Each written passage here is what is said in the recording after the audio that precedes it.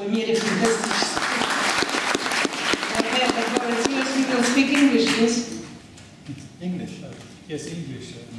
Пожалуйста, возьмите наушники. Добрый день, меня зовут Roberto Quaglia, к сожалению, не говорю по-русски, но... Знаем. Правда, не говорю по-русски, да? Чуть-чуть. Буду говорить по-английски. Почти без акцента. So it's very difficult to start to talk after so many people because during the discussion you get a lot of ideas, of course, but also you hear also your own ideas already expressed by others. So basically you say, okay, I want to say this, oh, this person already said it. I want to say this, oh, already this person said it. So after a while you have to try to avoid to repeat the same concept. Now, first of all, I want to thank Sergei and Tatiana to have invited me here for this discussion. It's a beautiful, very interesting discussion. I'm very happy to be here. Hope to be here again in the future in similar occasions. And Tatiana said also that she doesn't know if I will speak. Can be sure. Thank you very much. That she doesn't know if I will speak about science fiction or not. Well, I also don't know, because the point is that politics today is science fiction. This is the real problem. So this is actually one of the problems why I started to act more in politics, and I started to write journalism, and I started to write essays about reality. Because basically, as a science fiction writer, science fiction writers are, in a way, philosophers. Modern philosophers are people who actually are exploring the possibilities of reality to become in the future, starting from a present that you understand. The problem is that I came to the conclusion that not so many people are understanding the reality in which we are living now in the present, and the madness of this reality. And so, also extrapolating the future, starting from a wrong present, doesn't make any sense anymore. So if I write a science fiction starting from the present that I understand, I have no public anymore. And I don't want to write a science fiction starting from a wrong present, which is the present from which most of the other science fiction writers, in my personal view, are starting from.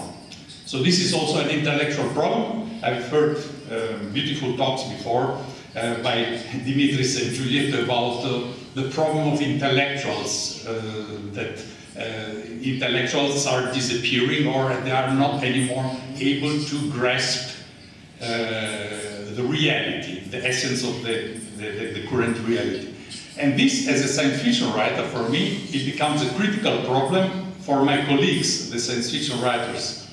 I know many of them. I was a very good friend of Robert Quaglia. I was in Russia with him several times, and Gary Garrison was a friend of mine. I'm a friend of Luciano. I know all these science fiction writers.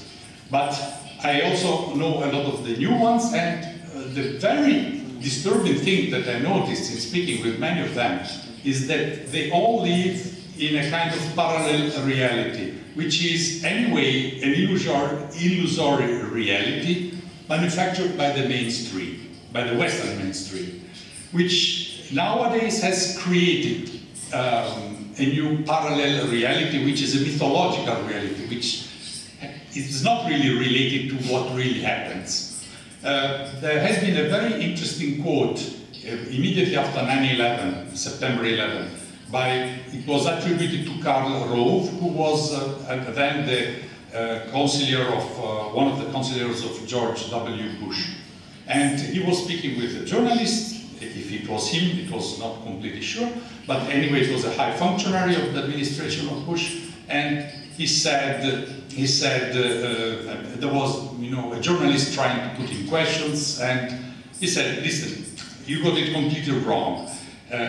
You're still part of the people who are reality-based. But you have to understand that we are an empire now. And when we act, we create our own reality.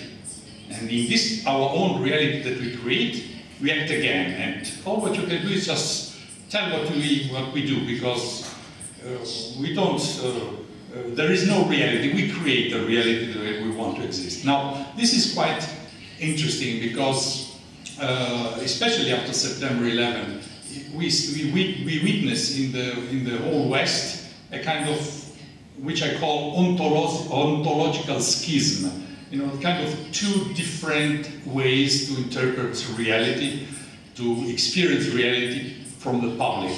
Especially in the West, this division is very, very strong and very important. And you have the people who continue to follow the mainstream narratives, and then you have the people who stop to believe them, which creates also this kind of big crisis of politics, because the people don't believe politicians anymore, who actually are the embodiment of this mainstream narrative. We have heard now some numbers, you know, how little people actually believe in their parties, in the parties that they still vote. They vote for inertia, for parties that they don't believe anymore in. Because this false narrative based on myths and imaginary constructed reality is weak, because it's false, and a lot of people are starting to switch to the other side. I would not say to the dark side, which is the science fiction concept from Star Wars, but from the dark side to the bright side. So they start to realize that reality is different. And this opens also new spaces for politics, of course, because if it is possible to create a new political force, which actually is not so much leftist or rightist, because these concepts are subordinate now to this major problem. The major problem is forces which deal with reality, which are reality-based and not mythologically based. They are not based on the myths of the mainstream. Now, if we can manage to make any kind of political, like he was saying, based on common sense, on reality, basically, then I think that the democracy, or what is left of democracy, has again a way to express itself, to find somebody who represents it. Because nowadays there is basically no representative democracy anymore. Democracies, at least in the West, in West Europe or in North America, is just, it has been mentioned before many times, it's now more a theater, it's a representation, it's a kind of liturgy. So you don't have any more the democratic process, you have the democratic rhetorics. And the more this democracy is not real, the more it becomes inflexible in the rhetorics. It becomes a kind of fundamentalism of his preconcepts, because basically there is nothing more than that. It becomes a democratic mantra. So you have the less democracy you have, the more democracy is used as a word, as a principle, as a magic word, you know, for imposed will. And this leads also to the very inspiring talk that I heard from Yuri before. They started to speak. Maybe you can think I'm a conspiracy theorist. This is a very interesting word, because actually I have been labeled as a conspiracy theorist many times too. Also Giulietto has, we have the same, we share this honor. But this is a very interesting concept, the concept of conspiracy theorist, because what does it mean? It means absolutely nothing, because conspiracy is something very simple, you know, made by a group of people, usually against the power. You don't have somebody in the power making it against the people. In this case, it's a political operation, it's a black operation, it's a military operation, but it's not a conspiracy. So the concept of conspiracy theorist, which now in the West is a major argument against everybody who actually try to deconstruct the myths and to retell a better narrative, it has become a magic word. You know, it's like in the past it was the word heretical. You know, say, you are heretical, which meant nothing. It means you don't believe in us, but it was a very bad word, and people were burned in that times. Now the people get burned only symbolically, luckily only symbolically, but the concept is when they tell you are a conspiracy theorist in the West now, it's a kind of magical switch that goes on in all the heads, and the people stop to think. They hear the voice, the magic word conspiracy theorist, and so they will automatically dismiss all the things, even very reasonable, that this person may say afterwards. So in the West, these masters of our minds, there must be some very smart sociologic engineers, people who actually are able to shape these tools of manipulation of the mind in cool blood, very, very scientifically. Now they have created these words, that is used to interrupt the thinking in a majority of people who actually hopes for a trick for avoiding to become aware of what it's very inconvenient to become aware of. And this also leads us to the understanding on what does it mean actually the United States hegemony today. It has been explained very well by Yuri before. This is a war of perception. I'm trying to use different words, not to repeat what he said, but the concept must be in a way underlined and developed further. It's because the US GDP was basically, the US GDP after the Second World War was basically half of the production of the whole world. So in that period, the USA was a very, very productive and useful country in the economy of the whole world. But nowadays it has shrinked and shrinked. Now it's below 20% and it's shrinking every year. Plus, the majority of this product is, as it has been said, financial. So basically it's not a real product, but it is just magic. It is just magical money, magical numbers which dance on computers. And which produce also another miracle. The miracle of the world with debt. Now we have 7 billion people and 7 billion people who create the value of the world, because every person in the world is working in a way or another, and the value of the world is produced by their work. However, every country in the world, with no exception, has a big debt. Now, if every country in the world have a big debt, it means that every single person in the world have a big debt. And there we have the biggest of all mysteries. How can all the people who create the value of the world, instead of having this value, having the debt of this value? So this means that we are living in a completely mad system. And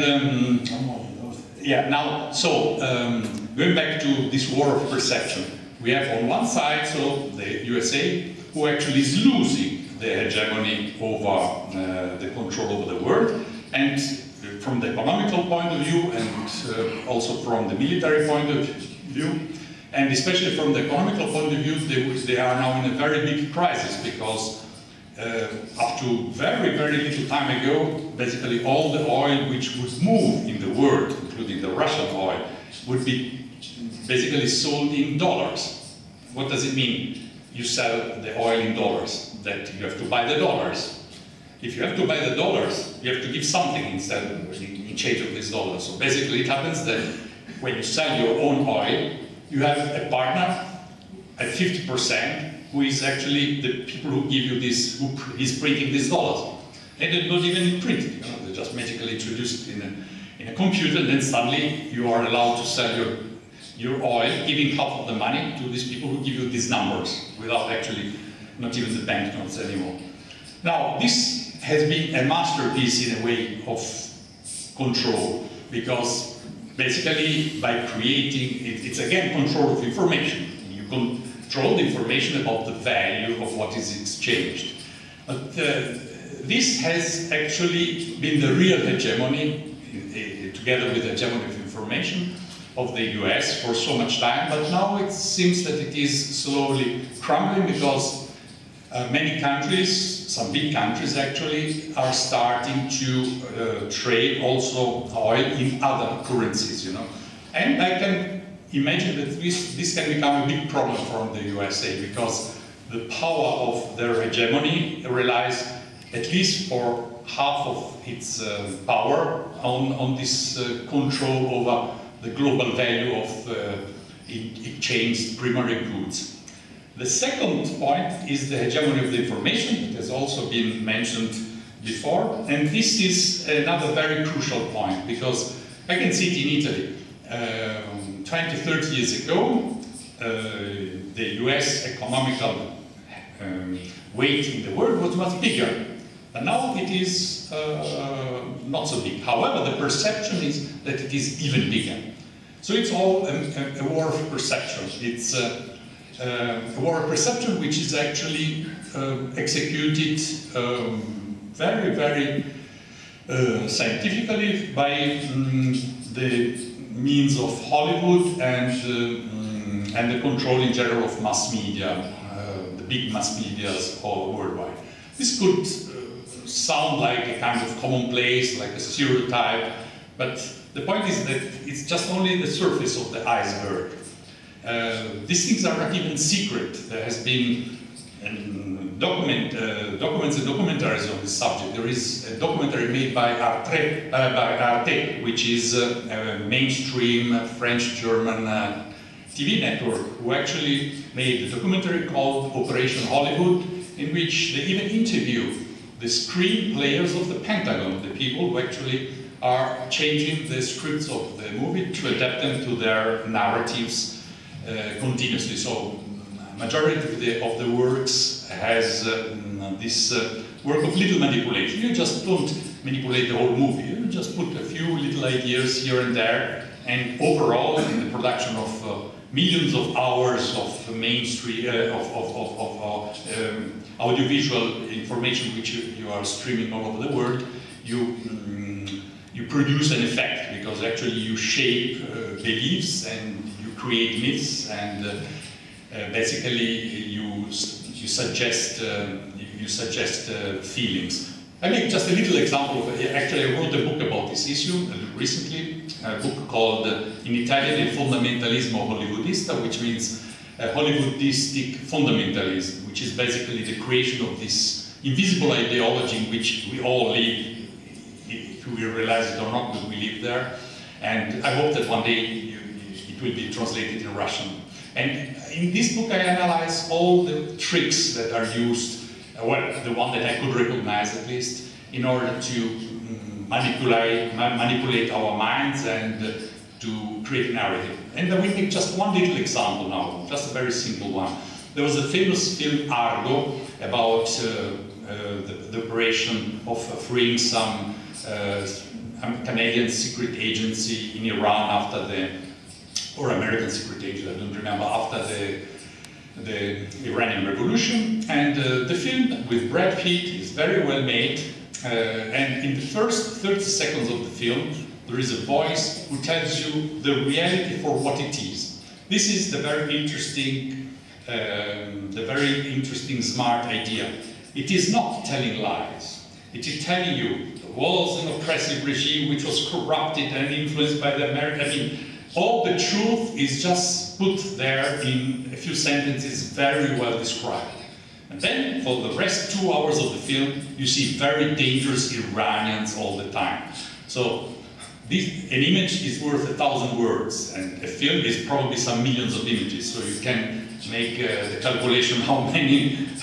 Nobody will remember the first 1 minute of words, but it's a beautiful, plausible deniability against the theory that they could be manipulated. No, really, sure. We have told you exactly how the things are. But then, what they show you is a completely different thing. And what you will remember forever is that Iranians are dangerous.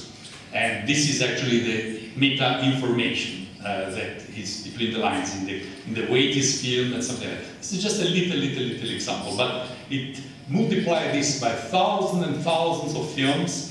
Half of them are the Russians, the bad guys. Then you can understand how slowly you can find so many people in the West to have to be suddenly mind washed and to have these kind of preconcepts and false beliefs about, for example, Russia and other things and something like that. So this was kind of course, now I had also taken some notes which disappeared for the first time. I had them on top of my things the whole time. Let's see. So, yeah, speaking about capitalism, it has been also mentioned that capitalism is basically collapsing, and by coincidence, Giulietto mentioned that he has been interviewed and just before this talk, and he said that capitalism has already disintegrated, and it happened the same to me in a separate interview, the same answer. We both share completely this notion. Capitalism now has become the parody of capitalism. So, in the same way in Europe now we have a parody of democracy. The word parody is not perhaps completely appropriate. As I mentioned before, the word liturgy could be more appropriate. It was also interesting what Tatiana mentioned before, that in Soviet Union, Russia was not as obligatory as now in Europe are some national languages. You know? So this is again another interesting kind of preconcepts. You know, you have on one side a rhetoric of democracy, but in the real world, then you forbid, for example, to ethnic groups to use their own language as an official language, while in countries which are commonly seen as horrible dictatorships now by the narrative in the West, this, for example, was absolutely not forbidden. And the concept that has been evoked is also double standards. Now, double standards, I don't like this expression for a simple reason, because it's a kind of smoothing down the gravity of the concept which it implies. Double standards, it's, yeah, heard about the story of double standards. The point is that they are not double, there are many more. It's like the standards they're infinite standards, and this is the really terrible thing. The point is that there are no standards. So every situation is basically, now in the Western and US-led way of dealing with international law, international rules, the standard is the one which is useful in that moment for them, which is the worst thing, because basically it's the systematic destruction of every kind of rule. And the systematic destruction of every kind of rule in a civilization has a name. It is called barbarianism. I don't know in English how it's called, but it's a barbarian thing. So basically, the strongest will prevail for no other reasons that he's stronger. And so this has nothing to do with civilization, it just has something to do with force. And this is actually what is trying to be achieved, as it has been mentioned also by Yuri, by this destruction of rules and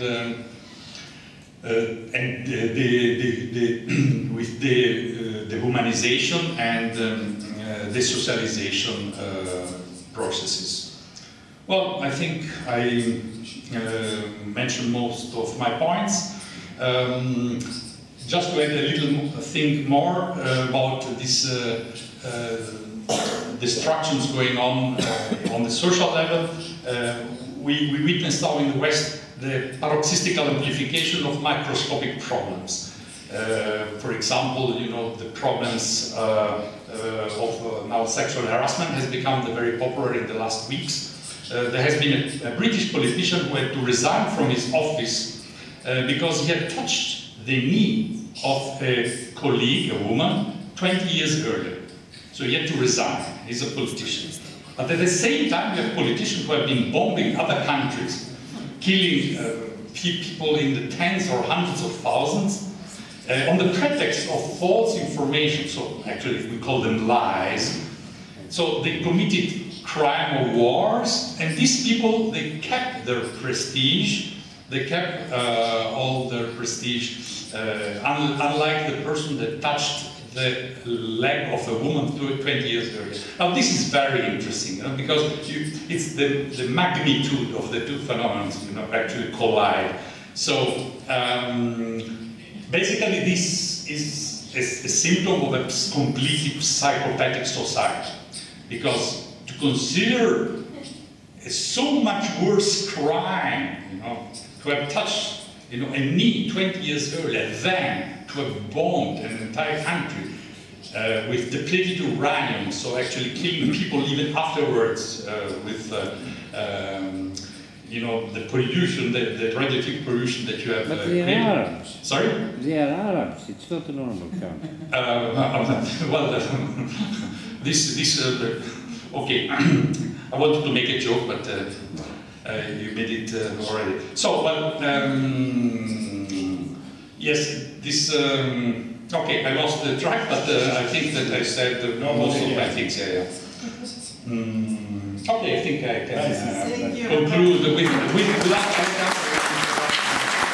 Thank you, Roberto. It was very interesting, and I agree that just instead of double standards, we have to say no standards. Yeah, I agree to you. And you just approved this new crazy thing which is now in a big usage, this sexual harassment. Tatiana, can I speak for 30 seconds? No, sorry, we will discuss later on.